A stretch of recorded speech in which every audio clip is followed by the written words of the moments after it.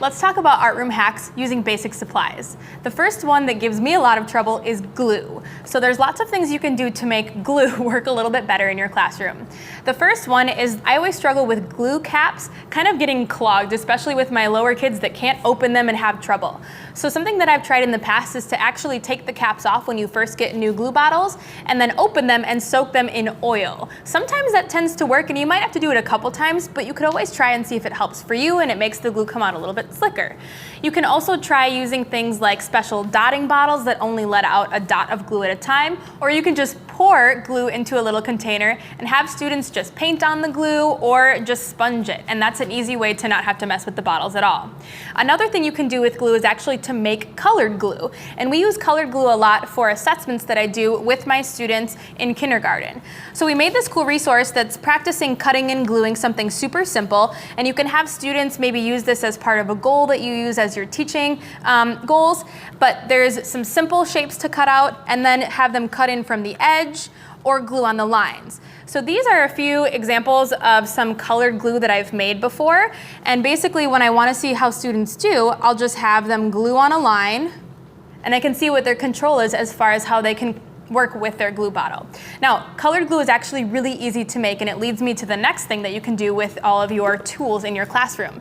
This is my super simple old rest in peace bin, and this is what happens to all the tools that are kind of out of order in our classroom. It says they're old and expired, they helped a lot of kids and had a good life.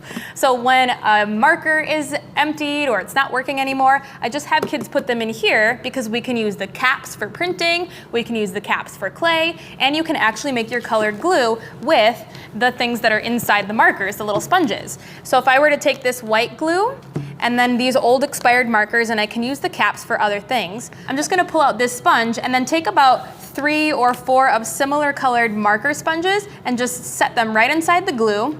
Close it up once you have a few in there, and then let them sit for a day or two, and the ink from the sponge, even though the marker is completely dry, is actually gonna soak into the glue, and you'll end up with brightly colored glue that you can use for projects or assessments.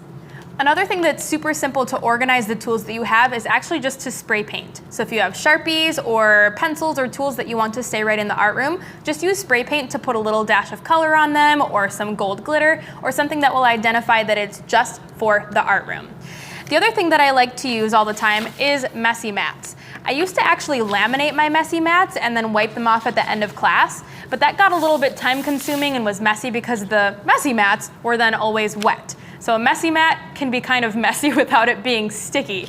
So we actually just use messy mats and then wipe your brush onto the messy mat or go off to the edge, and the paint dries fast enough that you can use these messy mats for other things. So I probably replace these large pieces of paper maybe once every quarter, and then we have a fresh sheet of paper, and we've got some beautiful decorated paper that we use for displays, which you'll see in a little bit, and we can use for backgrounds or collaging. So the messy mats are a really awesome art hack to use because you're kind of making painted paper along the way.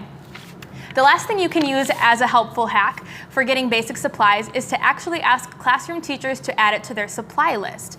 So as long as you get it approved by your administration, I always ask for simple tools to be added to classroom lists so that I don't have to use all of my art budget money to get things like pencils, paper clips, Ziploc bags, things that are really simple. And you can ask classroom teachers to add that to their supply list and then collect them at the beginning of the year. Next, we'll talk about art supply hacks for painting and drawing.